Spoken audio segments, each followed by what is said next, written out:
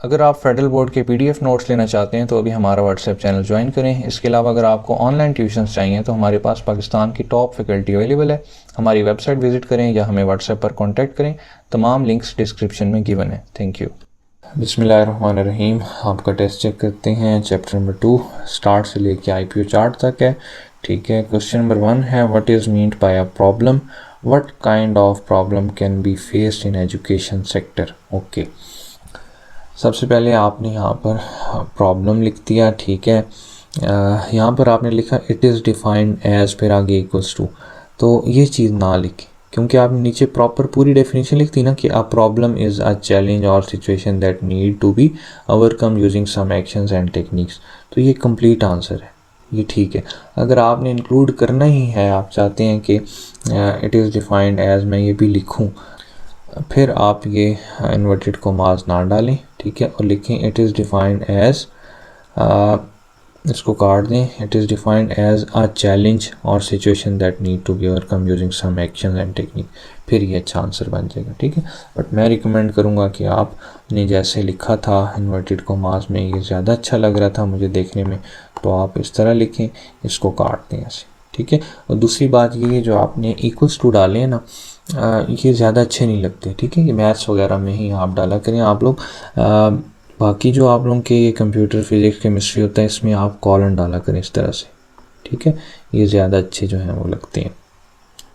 तो ये आपका ठीक है। एग्जाम्पल आपने लिखा। अच्छा, यहाँ पर जो जैसे आपने लिखा ना फॉर एग्जाम्पल फिर इक्वल्स टू, इसको ऐसे ना लिखें, फॉर एग्जाम्पल ना लिखें, इसको लिखें एग्जाम्पल्स। ठीक है, एग्जाम्पल्स, नीचे जो है वो हेल्थ केयर, फिर यहाँ पर ये इक्वल्स टू नहीं आएगा।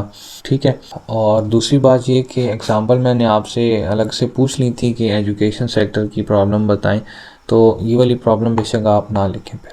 ठीक है, सिर्फ एजुकेशन सेक्टर की लिख दें डेफिनेशन के साथ, तो एक कंप्लीट आंसर हो जाएगा। How to provide quality education, very good.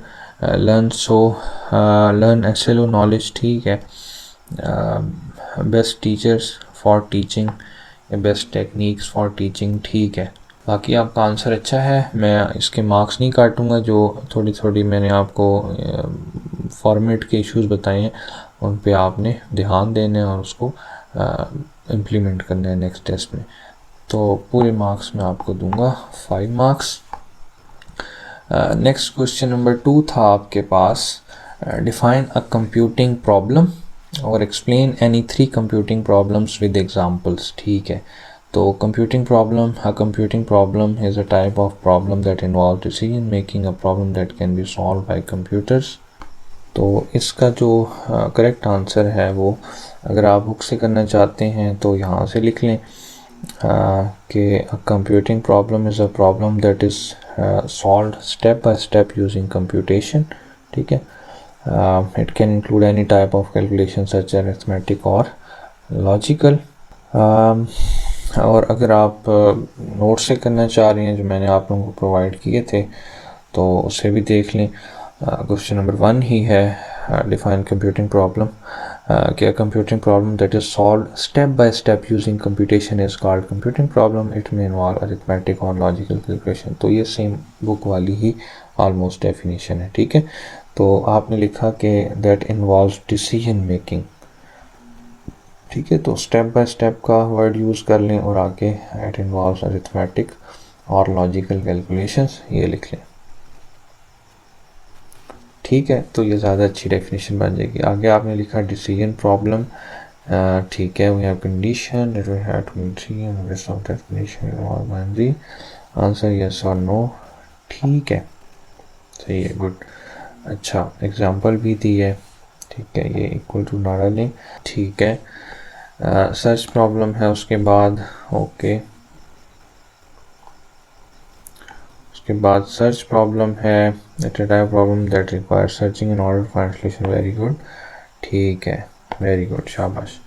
ठीक है, अच्छा, काउंटिंग प्रॉब्लम जो है, the type of problem that requires counting to find solution. ठीक है, ठीक है, वो काउंटिंग वाली आपने एग्जांपल दे दी है। ठीक है, वेरी गुड। तो इसमें डेफिनेशन का थोड़ा सा मुझे लगा, तो इसमें मैं आपको 4 मार्क्स दे दूँगा। ठीक है, नेक्स्ट हमारे पास जो क्वेश्चन है वो क्या है, okay, draw an IPO chart model, ठीक है।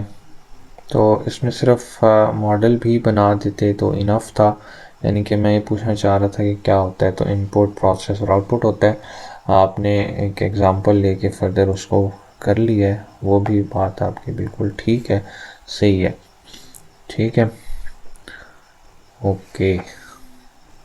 तो पढ़ भी लेते हैं, आपने क्या लिखा है हेयर, इनपुट एरिया हुई इनपुट 3 नंबर्स, ठीक है। प्रोसेस में क्या हुआ है, एवरेज निकली है, ठीक है। अच्छा, यहाँ पर ना इक्वल्स टू डाल दें, AVE निकल रही है ना जो, या AVG वट एवर, तो equals to A plus B plus C और नीचे पे वो, ठीक है। तो जस्ट आप फार्मूला भी लिखते हैं यहाँ पर तो इनफ है, और आउटपुट पे 15 आ जाएगा, ठीक है, ठीक है। तो इसमें भी मैं आपको पूरे मार्क्स ही दूंगा।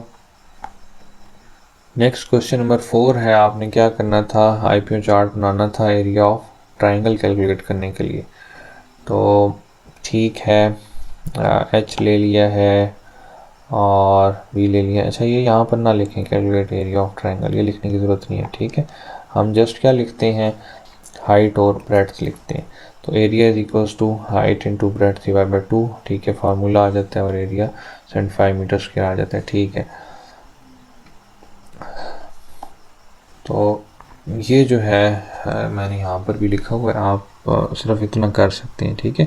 आप जनरल करें इसको, जैसे आपने वैल्यूज़ ले लिए ना, वैल्यूज़ लिए बगैर भी आप इसको करेंगी तो ज़्यादा अच्छा लगेगा। तो बेस और हाइट इनपुट में आ जाएगी, प्रोसेस में क्या आ जाएगा 1/2 बेस इंटू हाइट, और आउटपुट में आ जाएगा एरिया ऑफ ट्राइंगल। तो इसको इस तरह कर लें बजाय इसके कि आप खुद से वैल्यूज़ लेकर उसको कर लें, ठीक है। तो इसको आपने देखना है, बिल्कुल आपने किया, ठीक है, मैं उस तरफ नहीं जा रहा, बट ये है कि आप इसको जनरल रखें, ठीक है। तो इसमें मैं आपको वैसे 1 मार्क्स कम कर रहा हूँ, आपने याद रखना है इस बात को। बाकी आपने बहुत अच्छा अटेम्प्ट किया है, वेरी गुड। नेक्स्ट है हमारे पास क्वेश्चन नंबर 5। क्वेश्चन नंबर 5 में क्या कहा जा रहा था, draw an IPO chart to calculate the average of 2 subjects of a student based on grades, ठीक है। तो इसमें भी आपने खुद से ग्रेड ले लिए, ठीक है, A B ले लिया, और उसके बाद आपने क्या किया, ये एवरेज, इसको यहाँ ना लिखें क्योंकि हमारे पास बड़े डिफाइंड स्पेसेस हैं कि इनपुट में ये आएगा, प्रोसेस में आएगा, आउटपुट में ये आएगा, ठीक है। तो उसके अंदर एक्स्ट्रा पे चीज़ें आपने ऐड नहीं करनी, क्योंकि आपकी बुक पे भी नहीं है। बुक में भी एक दफ़ा देख लेते हैं ताकि आपको कॉन्फिडेंस मिले, देख लेते हैं वहाँ से भी एक दफ़ा। चैप्टर नंबर 2 है आपका, ये देखें, जैसे उन्होंने कहा ना कि find the largest of 3 unequal numbers, आपने IPO चार्ट बनाना है। तो उन्होंने क्या कहा, उन्होंने इनपुट 3 नंबर्स, प्रोसेस में find the largest among 3 numbers, और आउटपुट में डिस्प्ले द लार्जेस्ट नंबर। इसी तरह एक तो और भी देख लेते हैं IPO चार्ट, ताकि मज़ीद चीज़ें जो हैं वो क्लियर हो जाएं। जैसे कि ये देखें, calculate students average based on his grades. तो यहाँ पर इन्होंने ख़ुद से कोई ग्रेड को वैल्यू नहीं दी हुई, ठीक है। इन्होंने जनरल ले लिया, grade 1, grade 2, grade 3, sum of all grades divide sum by number of grades, ठीक है। इसको आप फार्मूलाज की फॉर्म में भी लिख सकते हैं, और फिर आउटपुट में आ जाएगा स्टूडेंट एवरेज ग्रेड। यानी कि आपने खुद से वैल्यूज़ नहीं लेनी, जनरलाइज ही रखना है, इसको जनरली करना है, ठीक है। लेंथ विड्थ ले ली यहाँ पर, इसी तरह आपको कहा जा रहा था कि एरिया ऑफ रेक्टेंगल कैलकुलेट करें, तो लेंथ विड्थ इनपुट में आ जाएगी, प्रोसेस में फार्मूला आ जाएगा, area is equal to length into width, और आउटपुट में भी फिर जो एरिया कैलकुलेट के आएगा, जैसे आप एरिया ऑफ रेक्टेंगल लिख सकते हैं यहाँ पे, ठीक है।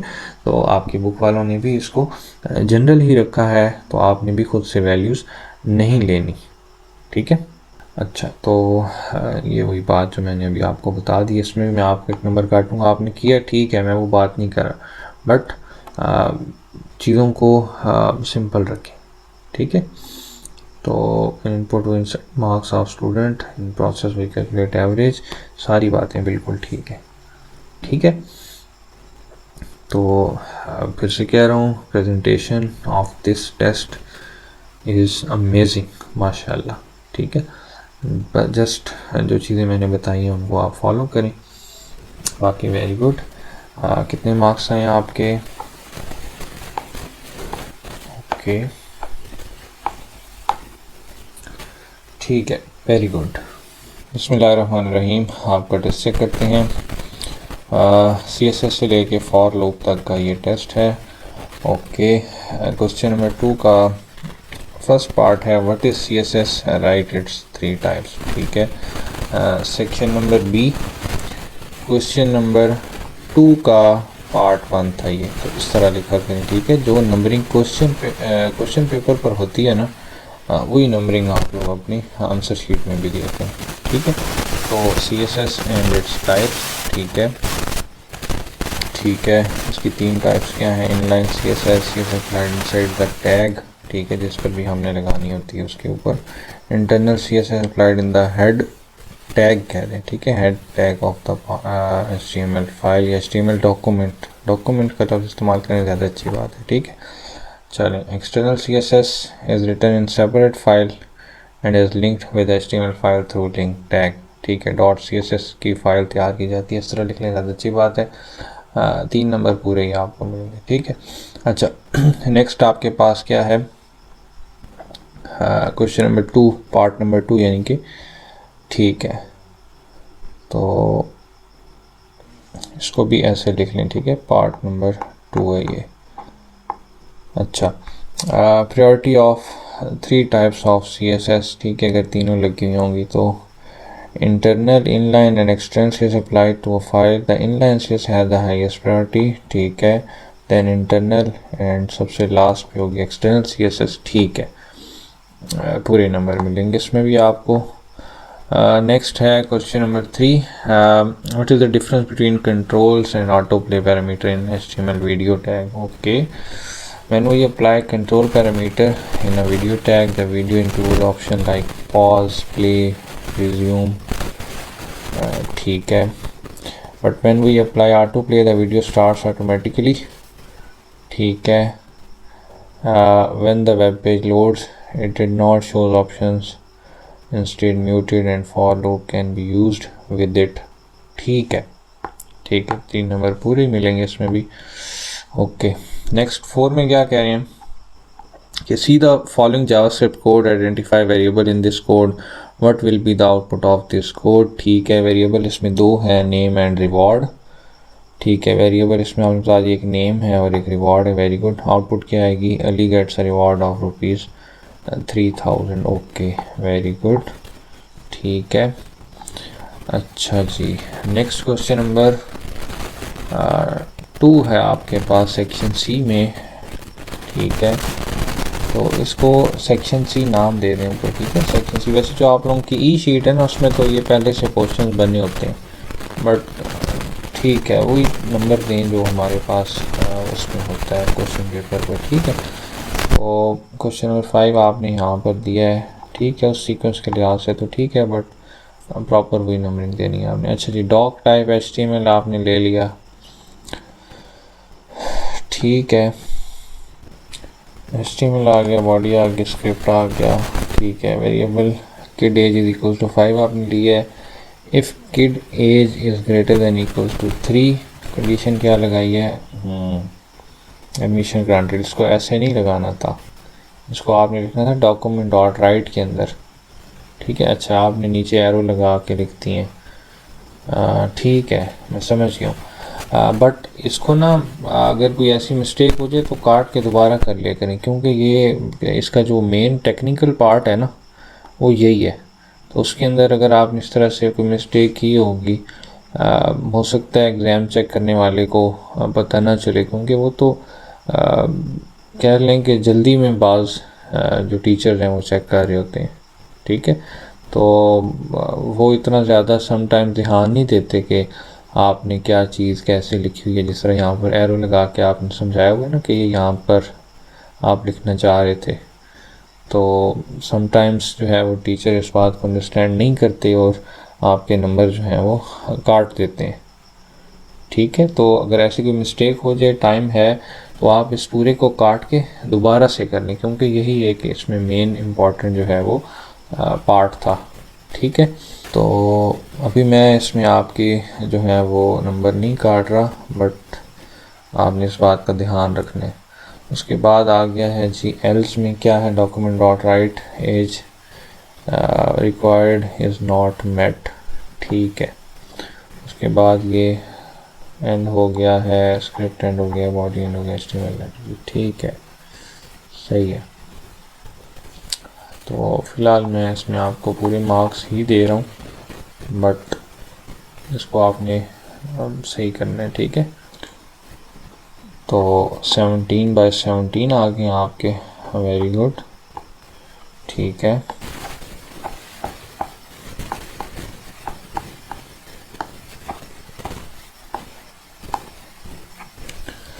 ठीक है, बिस्मिल्लाहिर्रहमानिर्रहीम। आपका टेस्ट चेक करते हैं। Section B, question number 2 part 1 है, differentiate between static and dynamic website. ठीक है। अच्छा, आपने पार्ट 2 पहले अटैम्प्ट किया। Okay. Web page and website में डिफरेंस। ठीक है। तो वेबसाइट क्या होती है, collection of web page under one domain. ठीक है। और वेब पेज जो है वो एक सिंगल डॉक्यूमेंट होता है that exist and accessible on the internet. ठीक है। वेबसाइट जो है वो इंफॉर्मेशन प्रोवाइड करती है, many page under one domain and allows navigation. ठीक है, और नेविगेशन। ठीक है। और a web page provide information under one page. ठीक है, ऑन वन पेज। ठीक है। वेबसाइट ऑफ हलाल फूड और single page of news article. ठीक है। तो इसमें आपके फुल मार्क्स ही हैं, 3 नंबर ही हैं। इसके बाद आपने थर्ड पार्ट अटैम्प्ट किया है। थर्ड पार्ट क्या है, HTML प्रोग्राम लिखना H1P और U टैग को लेकर। ओके। तो HTML आ गया, हेड आ गया, टाइटल आ गया। ठीक है। Head close, very good. Body start. अच्छा, उसमें आपने H1 लिख दिया, P लिख दिया और यू का टैग। अच्छा, यहाँ पर ना चीज़ों को सिंपल रखें, अपने लिए मुश्किलात ना क्रिएट करें। जैसे कि यहाँ पर आपने ब्रेक के टैग लगा दिए। ठीक है। तो ये ब्रेक का टैग यहाँ पर अगर रिक्वायर नहीं किया, डिमांड नहीं की गई तो मत लगाएं। ठीक है। जैसे यहाँ पर देखें, आपने BR में बिल्कुल स्लैश नहीं डाली, यहाँ पर आपने पहले स्लैश डाल दी है। होती है असल में नॉर्मली जो हम लगाते हैं वो ऐसे होती है, BR फिर स्लैश फिर क्लोज। ये करेक्ट मेथड है।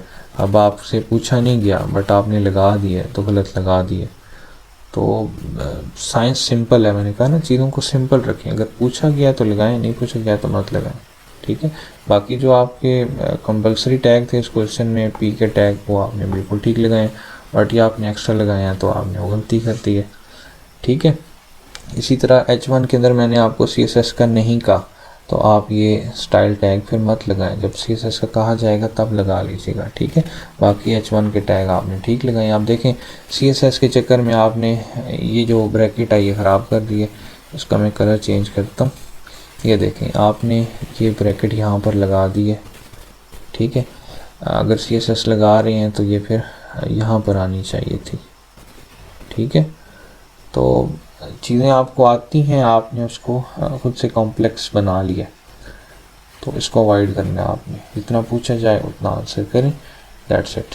ठीक है। बाकी जो आपसे डिमांड की गई थी वो आपने सारी फुलफ़िल की है, चीज़ें ठीक की हैं, तो मैं इसमें आपको 2.5 मार्क्स दूंगा। आइंदा आपने ख्याल रखना है इस बात का। ओके। नेक्स्ट आगे चलते हैं क्वेश्चन नंबर 4 की तरफ।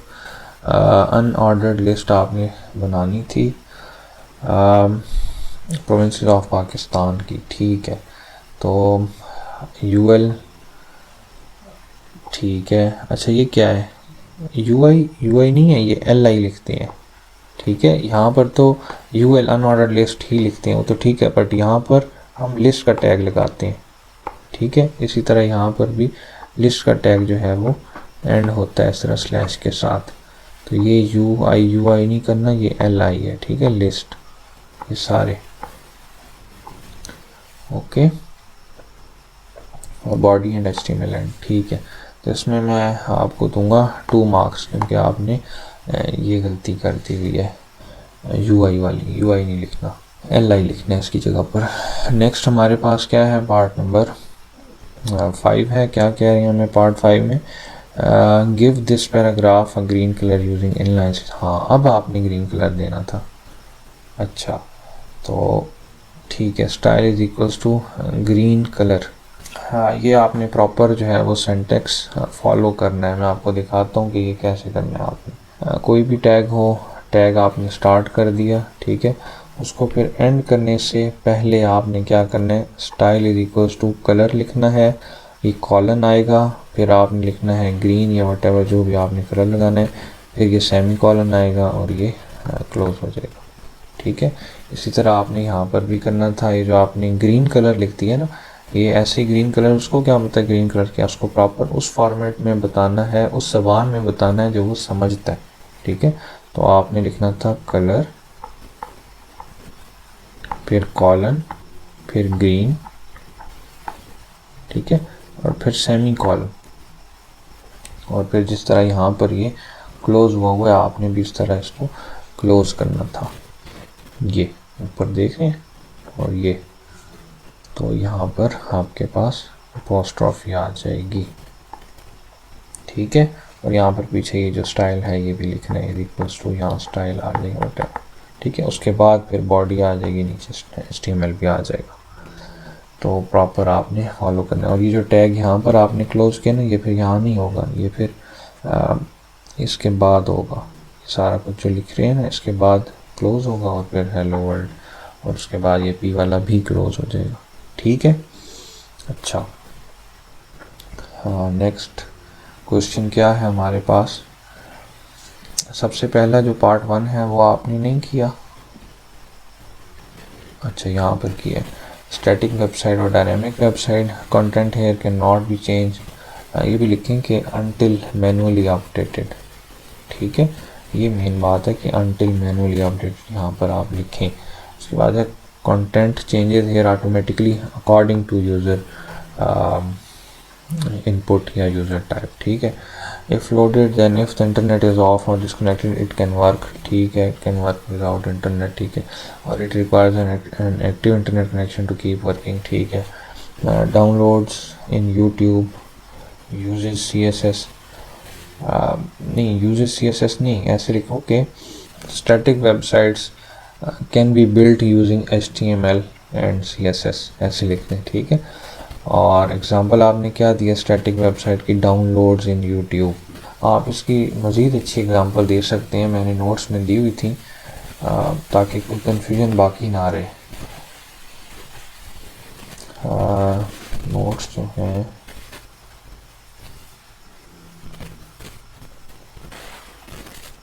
तो स्टैटिक वेबसाइट की एग्जांपल लिखी हुई है पॉइंट नंबर 4 पे, कंपनीज इंट्रोडक्शन पेज, तो ये आप लिख सकते हैं। और डायनामिक वेबसाइट की फिर आप यूट्यूब या फेसबुक जो लिखना चाहते हैं लिख सकते हैं, ठीक है।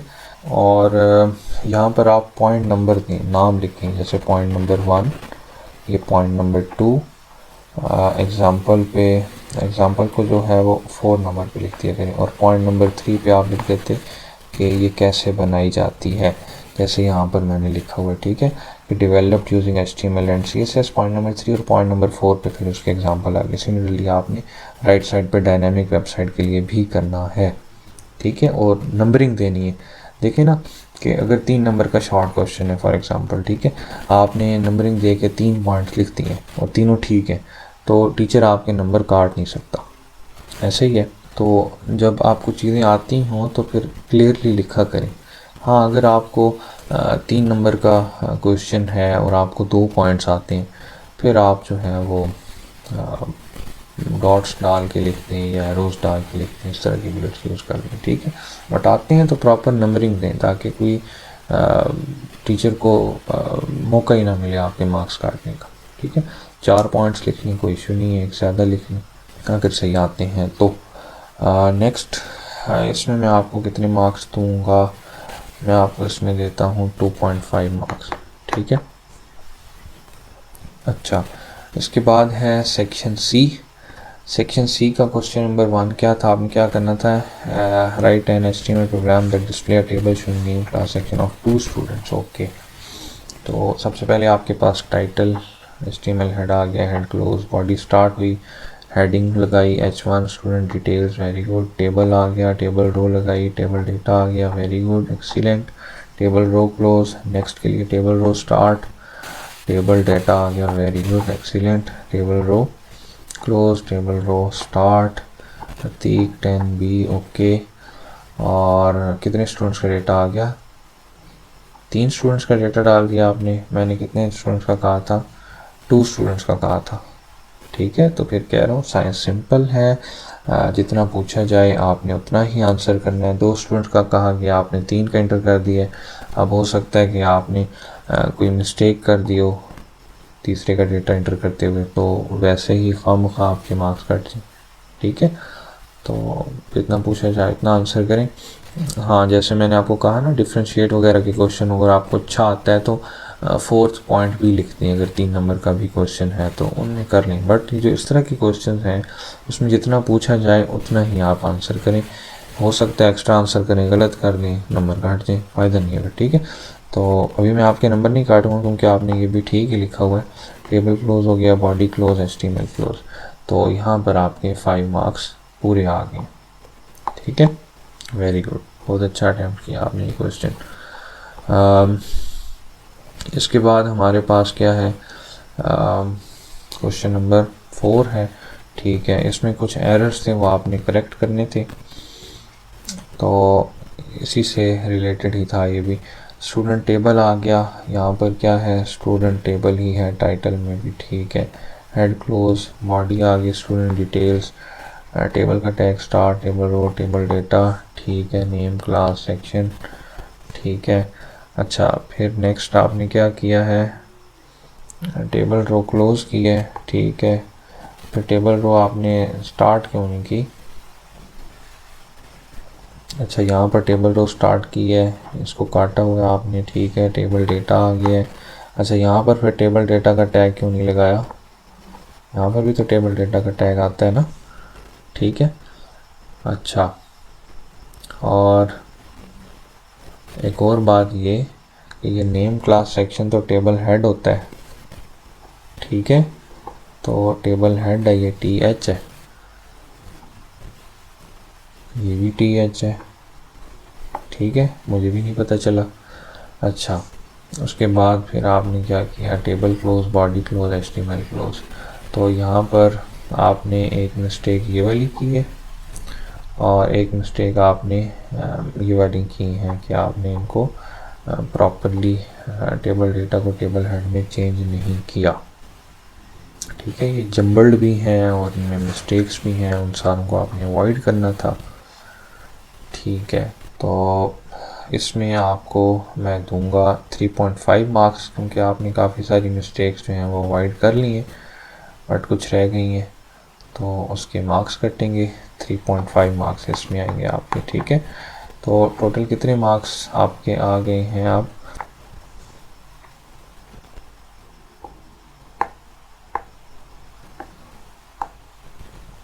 ठीक है।